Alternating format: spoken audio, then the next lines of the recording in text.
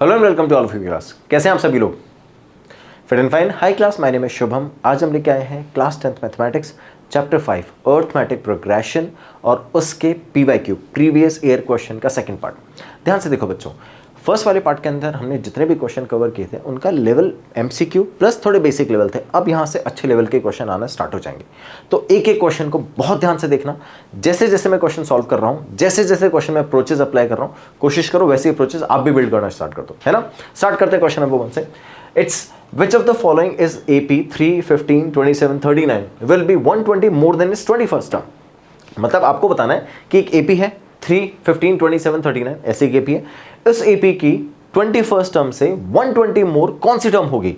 मतलब आपने AP ली, solution आपने AP लिया, ये एक AP है ना, उसकी 21st टर्म है, कोई 21st टर्म है, उससे 120 मोर कौन सी टर्म होगी, ये आपको आइडेंटिफाई करना है। समझ गए? अब आपको नहीं पता कौन सी टर्म होगी, let's say that term is nth term, तो we are writing it an here. Simple. अब मैं 21st टर्म फाइंड कर लूंगा। 21st टर्म फाइंड करने के बाद उसमें 120 ऐड करूंगा, I will get the an, है ना। मुझे टर्म पता चल जाएगी। अब मुझे n की वैल्यू फाइंड करनी है फॉर दैट पर्टिकुलर टर्म। ठीक है, समझ में आया? स्टार्ट करते हैं क्वेश्चन। तो सबसे पहले तो बच्चों AP क्या है? The AP is 3, 15, 27 and 39 and so on, है ना। इस AP की 21st टर्म क्या होगी जिसमें मुझे 120 ऐड करना है? Let's find out the 21st term. तो it's A21 is equals to A plus 20D, है ना। ये 21st टर्म होगी। अब ध्यान से देखना, एक एक वैल्यू फाइंड आउट करते हैं। तो it is A over here 20 multiply by D। अब सोचो D क्या होगा?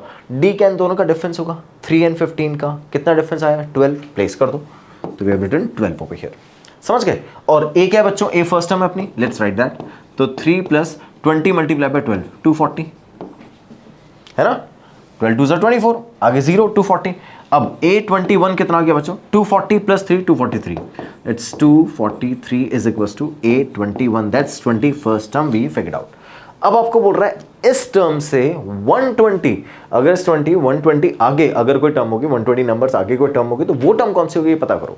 ध्यान से सुनना, 243 आ गया, 120 ऐड करना है, नेक्स्ट टर्म आ जाएगी। ठीक है, फिर उस टर्म की वैल्यू निकालनी, मैं कौन सी nth वैल्यू, कौन सी टर्म पे वो वैल्यू जाएगी मेरे पास में। चलो देखो, तो we got A21 is equals to 243, that is 243, right. अब मुझे टर्न A21 प्लस 120 करेंगे तो 243 प्लस 120 करना पड़ेगा, है ना। स्टार्ट करें, तो we written 3 here, 4 plus 2 6, 2 plus 1 3, that's 363, that is nth term and we need to find out an for that particular one। ठीक है, कैसे करेंगे बच्चों? n की वैल्यू इस पे वैल्यू प्लेस करेंगे, a plus n minus 1 d is equals to 363। Simple, समझ गए? a plus n minus 1 d is equals to 363। अब nth टर्म मुझे फाइंड करनी है इसके लिए। कब? जब आंसर 363 आ जाएगा तब। अच्छा, अब ध्यान से देखना, a की वैल्यू कितनी है बच्चों? फर्स्ट, और D की वैल्यू कितनी है? दोनों का डिफरेंस किसका? 15 और 3 का। प्लेस कर देते हैं, तो you got A as 3 plus n minus 1 multiply by D कितना है बच्चों? 12 is equals to 363। Let's transfer 3 this side. तो अब जैसे इस ट्रांसफर करेंगे it becomes n minus 1, 12 is equals to 363 minus 3। Subtract कर, आंसर आ गया 360। यहाँ पर मेरे पास 12, इधर से n माइनस 1। अब मुझे n माइनस 1 फाइंड करना है, 12 से डिवाइड कर दो। ठीक है, क्या करेंगे बच्चों? n minus 1 is equals to 360 divided by 12। Divide किया, आंसर आ गया 30, दैट्स n माइनस 1 को ट्रांसफर कर दो, n इज इक्वल्स टू 31। तो 31st term is the correct answer. 31st term is 120 more than the 21st term. ठीक है, अब सुनना ध्यान से, इस क्वेश्चन को मैं और इजीली भी कर सकता था, बट वो सॉल्यूशन नहीं आता फिर, है ना। अगर आप आंसर चेक करना चाहते हो कि आपने आंसर सही किया है, तो ध्यान से देखो, क्या आपको डिफरेंस पता है? 12 है। अब सोच के देखो, आफ्टर एवरी, सुनना, after every 12 number will get a new term. सुनना, 3 के 12 नंबर्स के बाद 15 आएगा, न्यू टर्म। 12 नंबर्स के बाद में 27 आएगा, न्यू टर्म, है ना। तो अब ध्यान से देखना, इसमें कितना, फर्स्ट टर्म में कितना डिफरेंस है? 12 का। 2 टर्म्स में कितना डिफरेंस? 24 का। 3 टर्म्स में कितना डिफरेंस? 36 का। 10 टर्म्स में कितना डिफरेंस? 120 का। तो 21st से 10 टर्म्स का डिफरेंस पे 120 आ जाएगा। तो दैट मीन्स अगर मैं 120 ऐड कर रहा हूँ तो टर्म्स का डिफरेंस कितना होगा? 10 टर्म्स। 21st टर्म से 10 टर्म आगे कौन सी होगी? 31st term. क्या यही आंसर आया हमारा? चेक कर लेते हैं। 31st term solve. That's how you can check your answer. समझ गए? एमसीक्यू में आएगा तो इतना दिमाग नहीं लगाओगे, डायरेक्ट वैल्यू प्लेस करके आंसर निकाल दोगे फ्रॉम द कॉमन डिफरेंस। ठीक है, चलिए आगे नेक्स्ट वाला क्वेश्चन देखो। Find the sum of the first 100 natural numbers. कितना इजी क्वेश्चन, 100 नेचुरल नंबर्स का सम फाइंड करना है। तो ध्यान से देखो, we know that when we are talking about 100 natural numbers we start with 1 2 3 4। कहाँ तक फाइंड करना है बच्चों? 100 तक, है ना। अब मेरे पास में n भी है, a भी है, l भी है, तो क्या मैं Sn का फॉर्मूला लगाऊंगा छोटा वाला n/2 a + l? बिल्कुल वही फॉर्मूला अप्लाई करेंगे। तो will be writing Sn = n/2 a + l, यही फॉर्मूला अप्लाई करेंगे। अब ध्यान से देखना, मुझे कितनी टर्म का सम निकालना है? 100 का, क्योंकि 100 नेचुरल नंबर तक 100 टर्म्स होगी। ठीक है, अब तो will be writing S100 = 100/2 multiply by a। a क्या है? First term. l क्या है? Last term. Last term is 100 itself, तो 100 + 1 101 मल्टीप्लाई बाय 50 मल्टीप्लाई कर आंसर कितना आ गया? 5050, दैट इज आर S100। तो 100 टर्म तक का सम की वैल्यूज कितनी आ गई? 5050, दैट्स इट, आंसर आ गया, सिंपल। समझ गए हो? ऐसे सॉल्व करेंगे हम लोग। कितना इजी क्वेश्चन था। आ जाए नेक्स्ट क्वेश्चन पे। नेक्स्ट क्वेश्चन क्या बोल रहे हैं? In mathematics the relation can be expressed in various ways. The matchstick pattern are based on the linear relations. Different strategies can be used to calculate the number of the matchstick used in the different figures. अच्छा, figures कैसे हैं? ये figure है आपके पास में। Question क्या बोल रहा है? One such pattern is shown below. Observe the pattern and answer the following question using the arithmetic progression. ठीक है, इन फिगर्स को देखो। फिगर को देखने के बाद में कुछ क्वेश्चन पूछेगा बेस्ड ऑन अर्थमेटिक प्रोग्रेशन होगा, डोंट वरी, है ना। We are going to get the help from the formulas. ठीक है, फिगर्स को देखेंगे, ऑब्जर्व करेंगे, क्वेश्चन को सॉल्व करेंगे। ध्यान से देखना। फर्स्ट क्वेश्चन क्या बोल रहा है? Right the AP for the number of triangles used in the figure, also write the nth term for this AP. ठीक है, पहले तो नंबर ऑफ ट्राइंगल्स देखो कि फर्स्ट वाले फिगर में कितने ट्राइंगल है? 1 2 3 और 4। ठीक है, तो फर्स्ट वाले फिगर में कितने ट्राइंगल्स हो गए? 4 हो गए। सेकंड फिगर की बात करते हैं। 1 2 3 4 5 6, नंबर ऑफ ट्राइंगल 6 ट्राइंगल्स, है ना। ओनली ट्राइंगल्स काउंट करेंगे हम लोग। ठीक है, आगे 1 2 3 4 5 6 7 8, we got 8 triangles over here, है ना। I'll keep on continue. Okay, 4 6 8, क्या एपी बन गई है? 100%। डिफरेंस क्या है? सेम आ रहा है डिफरेंस का, 2 डिफरेंस आ रहा है। अगर कॉमन डिफरेंस सेम है for the consecutive terms we are getting an AP. समझ गए? स्टार्ट हो रहा है 4 से, एंड होगा जितने नंबर ऑफ टर्म्स होगी उस पर। तो अब आपको सबसे पहले बोल रहा है कि एपी बनाओ। We figure out the AP, let's start the solution there. तो अब एपी क्या होगी बच्चों? 4 6 8 सो ऑन, ये एपी बन गई। अब आपको बोल रहा है also write the nth term for this one. We know that nth term can be expressed as a + n-1 d। अब अगर nth टर्म है तो ऑब्वियसली n नहीं पता होगा, कोई बात नहीं, नहीं पता है।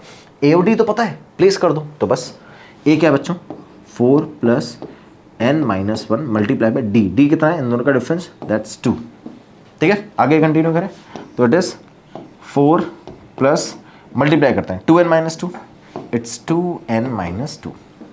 ठीक है, मल्टीप्लाई करते हैं 2n-2 एंड दैट्स 4 हियर। 4 - 2 हो गया 2 + 2n, that is an we have. तो this is 2 + 2n, the nth term given for the given situation और the AP we can say. अब आपको बोल रहा है विच फिगर हैज 61 मैचस्टिक्स। अब मैचस्टिक काउंट करनी पड़ेंगी, कोई बात नहीं, कर लेंगे, ज़्यादा टफ नहीं है। ध्यान से देखो, let's start counting the matchsticks. 1 2 3 4। अच्छा, एक सिंपल तरीका बताता हूँ मैचस्टिक काउंट करने का। इस ट्रायंगल में कितनी मैचस्टिक यूज हो रही है? 3। इस ट्रायंगल में 3 3 और 3। How many triangles we have? 4 4 3 12। ठीक है, यहाँ तो सिंपल से 12 मैंने लिख दिया नंबर ऑफ मैचस्टिक्स। ठीक है, इधर आता है, यहाँ पर डायरेक्ट वैल्यूज काउंट नहीं होगी। सुनना है कैसे, मैं काउंट करता हूँ नंबर ऑफ ट्रायंगल्स फर्स्ट, है ना।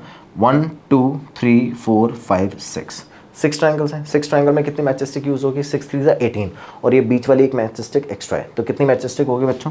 19। समझ गए? यहाँ पे एक मैचस्टिक एक्स्ट्रा है ना, ये तो किसी भी ट्रायंगल का पार्ट नहीं। Let's add that as 19। आगे चलते हैं, इधर देखना कितने ट्रायंगल है बच्चों? 8 8 3 24 24 मैचस्टिक, वो 5 and 6। So how many matchstick we have? 26। तो फर्स्ट में मैचस्टिक कितनी है? 12, फिर है 19, फिर है 26। क्या ये भी एक एपी बनी? ध्यान से देखो, इन दोनों का डिफरेंस कितना है? 7। इन दोनों का डिफरेंस कितना है? 7। ये भी एक एपी है। समझ गए? So that's why with the help of AP we can find out the number of matchstick we can have in the further figures. ठीक है, समझ गए? चलो अब कंटिन्यू करते हैं। क्वेश्चन क्या है? In which figure 61 matchsticks are there? ठीक है, कंटिन्यू करते हैं। तो we know that the first term has 12 matches sticks, second one has 19 and the other one has 26 and keep on continuing, the matches stick will keep on adding, ठीक है। अब first term है, second term है, third term है, by the help of it we can write that the first term is 12, common difference is 7, we need to find out an nth term for which an is equals to 61, ठीक है। start solving it, so we got an is equals to a plus n minus 1 d, an कितना है बच्चों 61 is equals to ए कितना है 12 plus n minus 1 multiply by d कितना है 7, ठीक है। ट्रांसफर कर दें 61 minus 12 is equals to n minus 1 multiply by 7, ठीक है। कोई दिक्कत है? 61 minus 12 49 is equals to n minus 1 multiply by 7, divide कर देते हैं 49 upon 7 is equals to n minus 1। अब 49 अपॉन 7 आ गया, तो will write 7 is equals to n minus 1, transfer कर देंगे तो 8 is equals to n, so the number of term is 8, that means on 8th figure we'll get 61 matchstick. तो लिख देंगे लास्ट में, hence on 8th figure we will have 61 matches ticks,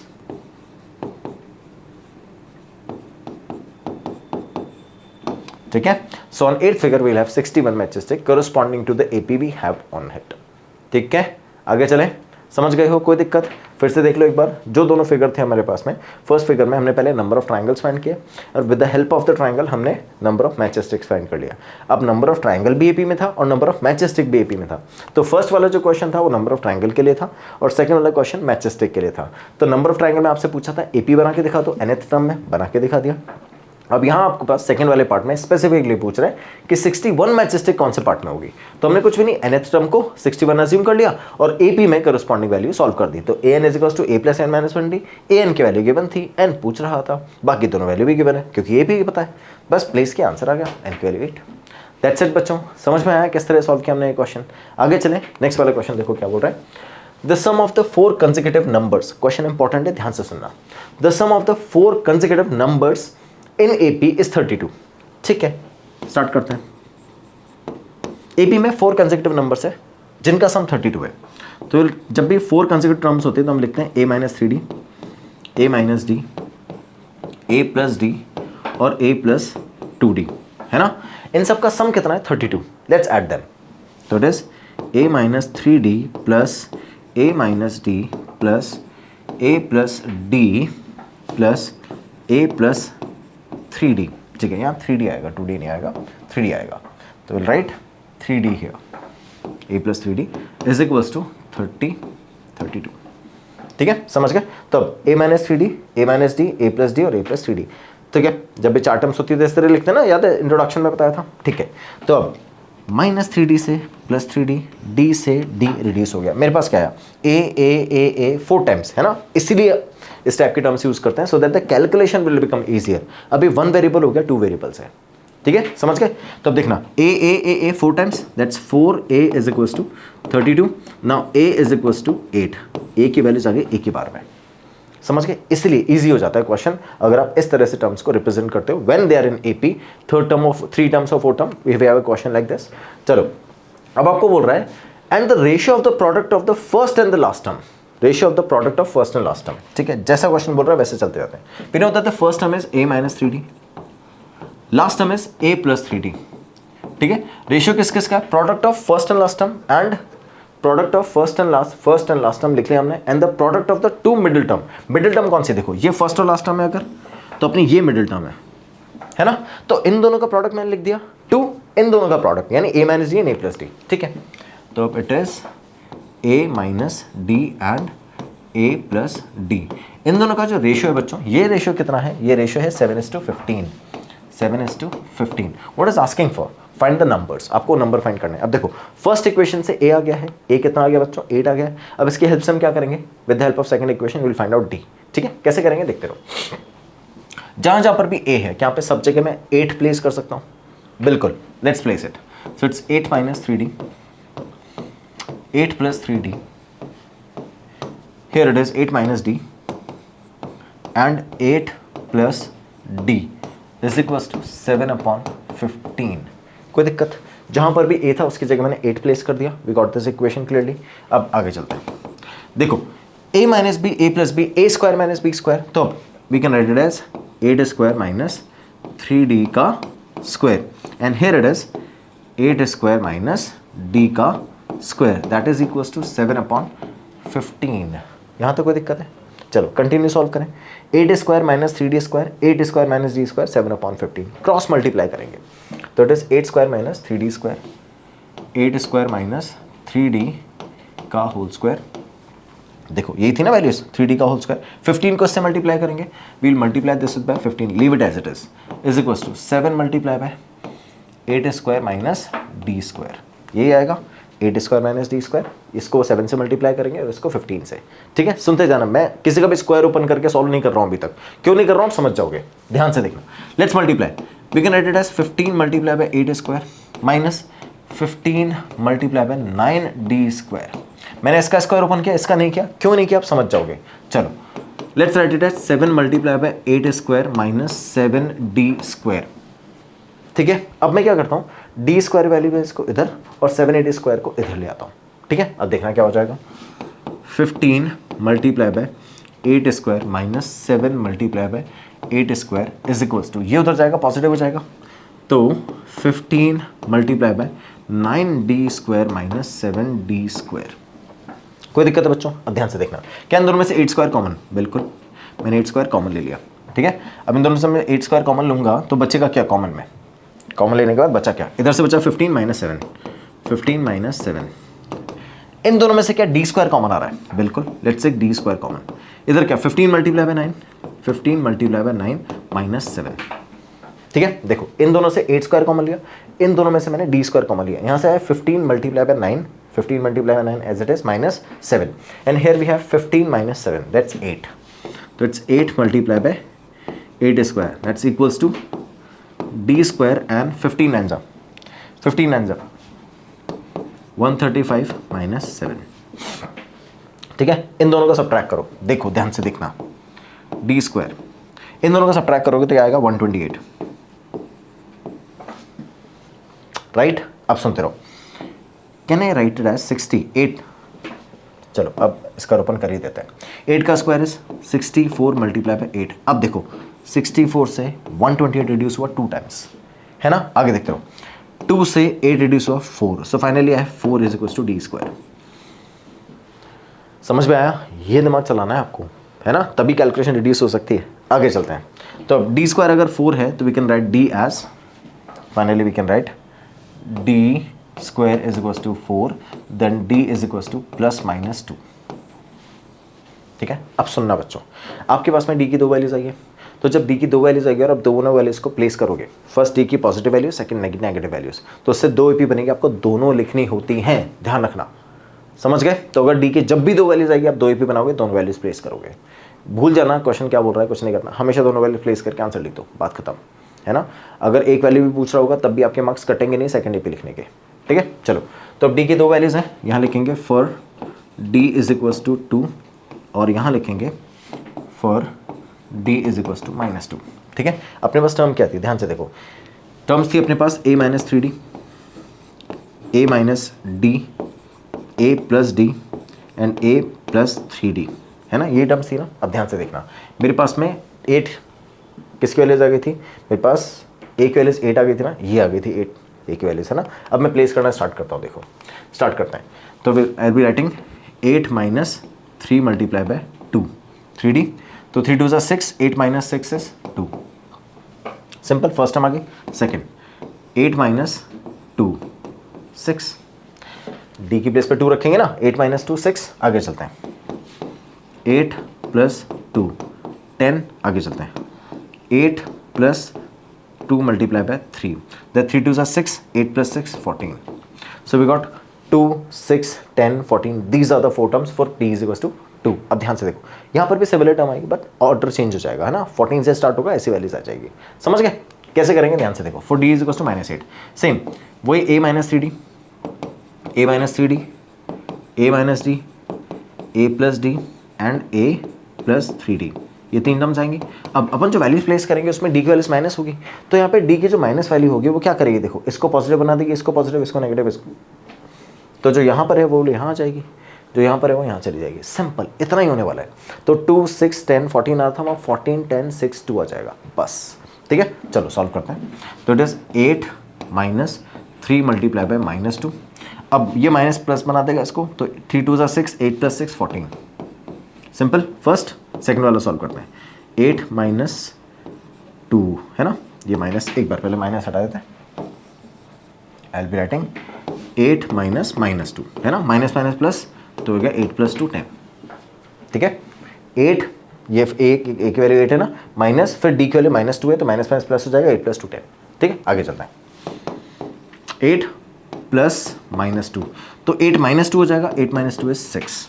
ना further it is 8 plus 3 multiply bye minus 2, 3 2 जा 6, minus 6, 8 minus 6 is 2। ठीक है, समझ गए। तो 2 6 10 14 and 14 10 6 2, that's how we have two different kind of AP. We have to mention both the APs for both the Ds. समझ गए बच्चों, इस तरह से हम AP मेंशन करेंगे, फाइनल आंसर प्लेस करेंगे। कोई दिक्कत है, कैसे D निकाला, कैसे AP बनाई, कैसे A निकाला, क्लियर, सबको समझ में आ गया है। नेक्स्ट वाला क्वेश्चन देखें। चलो नेक्स्ट क्वेश्चन देखो क्या बोल रहा है। Which term of the arithmetic progression the AP 7 minus 12 minus 17 minus 22 will be minus 82। अब सुनना ध्यान से, AP क्या अपनी सॉल्यूशन, AP क्या अपनी, AP है -7 -12 -17 -22 विल बी -82। आपको बताना है कि कौन सी, इस AP की कौन सी टर्म, विच टर्म इज -82 है ना। तब ध्यान से देखना कौन सी टर्म -82 है, कैसे पता करेंगे। स्टार्ट करते हैं। We got A is equal to -7। ठीक है, D निकालना है मुझे। We have to write A2 minus A1 ना, second term minus first term, तो will be writing D is equal to -12 minus 7, that's -12 plus 7 is equal to -5। ठीक है, तो D के वाले कितने आगे बच्चों, -5, A के वाले कितने आगे, -7। अब आपको क्या बोल रहे हैं, विच टर्म विल बी -82। ठीक है, मुझे नहीं पता कौन सी टर्म है, I have taken it as nth term, so an is equal to A plus n minus 1 D। मैं A और D की वैल्यू प्लेस कर दूं। चलो, तो an कितना है, कौन सी टर्म मुझे पता करनी है, 82, तो an is -82, A -7 plus n minus 1, n तो पता ही करना है, D कितना है, -5।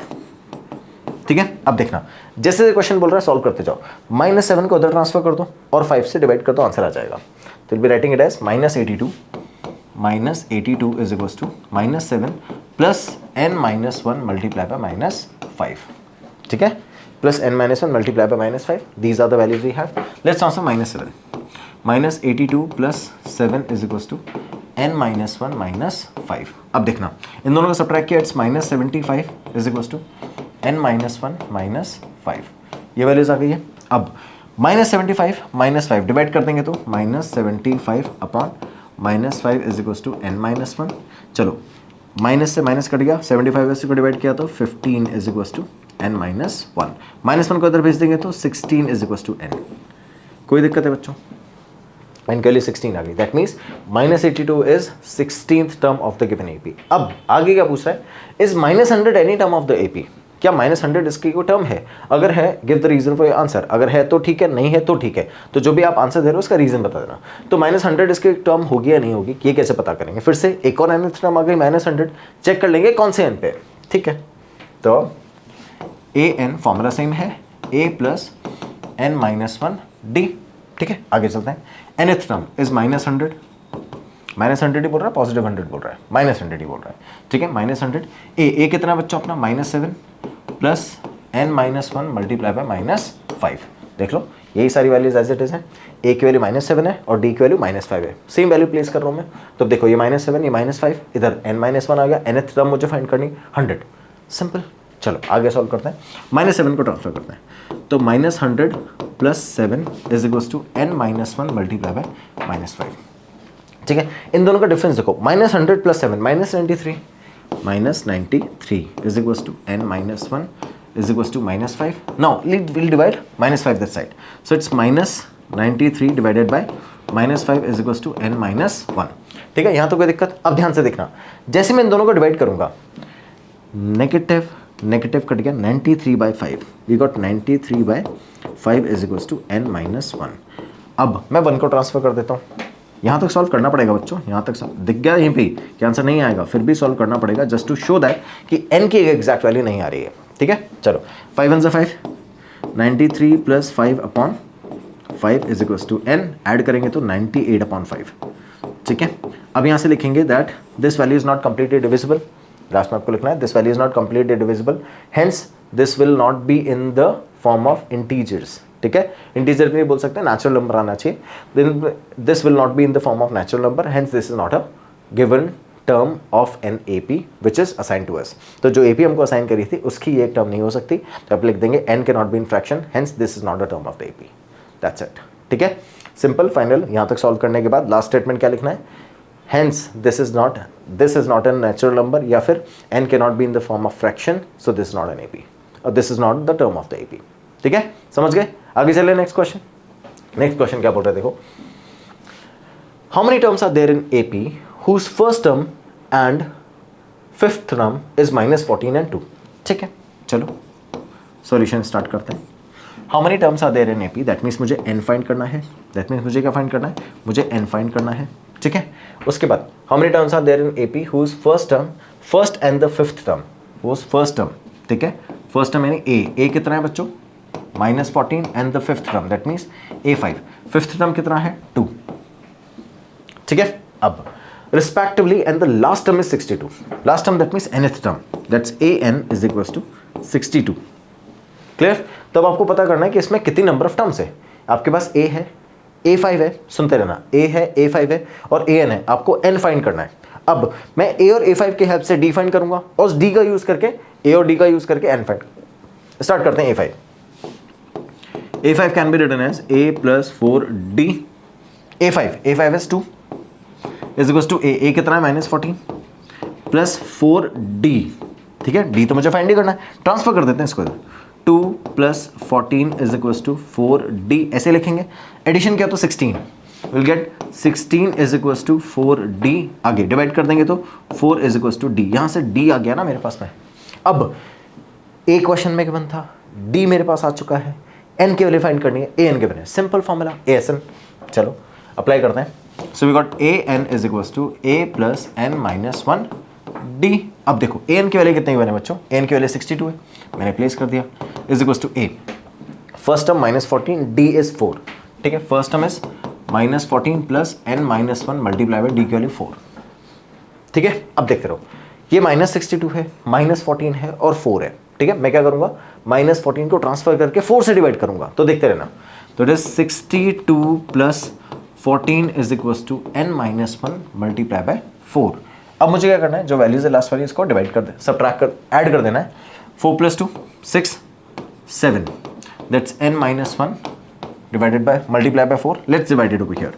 76 divided by 4 is equals to n-1, divide करेंगे 19 4 19, n-1 ट्रांसफर कर देते हैं तो 20 इज इक्वल्स टू n। तो n के लिए कितनी आ गई बच्चों, 20। अब आपसे पूछ के रहा था how many terms are there, so we got n 60, this is the last term, so whatever the term we have assign to this particular one, this is called the last term. So n कितना है 20, सो last में लिख देंगे hence there are 20 terms, hence there are 20 terms in the AP। तो जो AP हमको given थे उसमें कितने टर्म्स आ गए, 20 terms. That's it, question solve. आगे चलें, नेक्स्ट वाला क्वेश्चन देखो, बहुत सिंपल क्वेश्चन है, कैसे करेंगे देखो। Which term of AP 65, 61, 57, 53 is the first negative term. अब फर्स्ट नेगेटिव टर्म का मतलब क्या होता है, देखो मान लो मैं स्टार्ट कर रहा हूं इसको सॉल्यूशन, nth टर्म मुझे फाइंड करनी है। अगर ये नेगेटिव टर्म होगी so the value would be less than 0। समझ में आ गया? The moment we got the value of less than 0, we assume that this is the first negative term। समझ में आएगा? जैसे ही nth टर्म की वैल्यू, जिस टर्म पे nth टर्म की वैल्यू नेगेटिव आना स्टार्ट हो जाएगी या 0 से छोटी हो जाएगी, वो नेगेटिव टर्म हो जाएगी। ठीक है, सुनते रहना। Okay, we got the AP there. ठीक है, according to the AP the first term A is 65 and the common difference D is 61 - 65, hence the value is -4। D मैंने A निकाल लिया, D निकाल लिया, nth टर्म के लिए n तो फाइंड करना ही है ना, तो प्लेस करते हैं value. We know that an is a plus n minus 1 d less than 0। A और डी की वैल्यूज क्या है? 65 n माइनस 4। ओके, प्लेस कर देते हैं 65 plus n minus 1 multiply bye minus 4 less than 0। ठीक है, आगे देखो 65 एज इट इज माइनस 4 से मल्टीप्लाई करते हैं, minus 4n plus 4 less than 0। 65 plus 4 69 minus 4n less than 0। अब इनइक्वालिटी में हम ऐसे ट्रांसफर नहीं करते, it is called inequality. Equal नहीं है ना, लेस देन ग्रेटर देन के साइन को इनइक्वालिटी बोलते हैं। तो इनइक्वालिटी में हम ऐसे ट्रांसफर नहीं करते, we are writing that adding 4n both side और subtracting 1, that's how we write it, है ना। तो हम इसी तरह से लिखते हैं, हम क्या करते हैं 69 minus 4n plus 4n less than 0 plus 4n। ठीक है, मैंने दोनों साइड 4n ऐड किया तो इस 4n से 4n कट गया, 69 एज इट इज है, less than 0 plus 4n is 4n। ठीक है, अब मैं दोनों साइड 4 से डिवाइड करता हूं, तो 4 इधर 4 इधर, इस 4 से ये 4 रिड्यूस हो गया, ये 4 रिड्यूस हुआ। अब 69/4 रिड्यूस करना स्टार्ट करते हैं, ध्यान से देखो 4 से स्टार्ट किया, 4 1 4 2 29 4 7 28 1, will write 1/4 less than n। ठीक है, अब ध्यान से देखना n की वैल्यू बड़ी होगी इससे, अगर 17 1/4 से जस्ट बड़ी value, that means 18th term is the first term which is negative. ध्यान से सुनो, मुझे पता है टर्म सारी कैसे आएगी नेचुरल नंबर में। अब 17 1/4 से n बड़ा है ना, जो ये वाली साइड होती है बड़ी होती है, छोटी होती है। अगर 17 1/4 छोटा है और n बड़ा है तो इससे जस्ट बड़ा वाला नेचुरल नंबर कौन सा होगा? 18। तो आप लास्ट में लिखोगे हेंस, यहीं रिप्लेस कर देते हैं, चलो hence 18th term is the first negative term, is the first negative term। ठीक है, तो अब जो 18 टर्म होगी अपनी वो फर्स्ट नेगेटिव टर्म होगी। सिंपल सा कॉन्सेप्ट है, ध्यान से सुन लो बच्चों। जब भी आप ऐसे फाइंड करोगे तो आप लिखोगे an should be less than 0, क्योंकि नेगेटिव वाली वैल्यूज लेस देन 0 होती हैं। तो अगर ऐसा हो रहा है that an is less than 0 किसी भी टर्म पे, तो this is are negative term. Clear? तब देखो मैंने फॉर्मुला प्लेस किया, a plus n minus 1d that should be less than 0। अब a और d की values according to the AP I figured out, a is 65, d is -4। मैंने दोनों values यहाँ प्लेस कर दी हैं, that 65 n minus 1 -4 less than 0। अब सॉल्व करेंगे तो 65 एज इट इज है, -4 प्लस 4 -4n प्लस 4, इन दोनों का सम क्या है? 69 माइनस 4n लेस देन 0। अब जब फर्दर सॉल्व करा तो इसकी वैल्यू आ गई 17 1/4। ठीक है, अब 17 1/4 लेस देन n है, n नेचुरल नंबर है तो इससे बड़ा नेचुरल नंबर 18 है, thence 18 term is your answer. तो क्लास हम लोगों ने कवर कर लिया starting up to question number 23, है ना। इसके आगे वाले question will cover that in the next part.